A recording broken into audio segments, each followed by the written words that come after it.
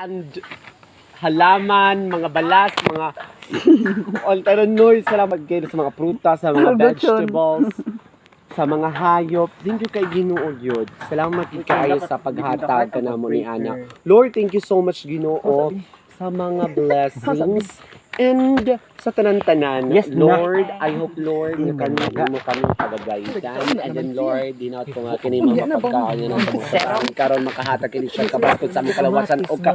Taas man kinabuhi gid kaayo Ginoo. Hinag yung Ginoo nga kaning tanan nga naa karon diri negatibo kana Ginoo especially kang disoy Ginoo kung si tisoy lang Ginoo.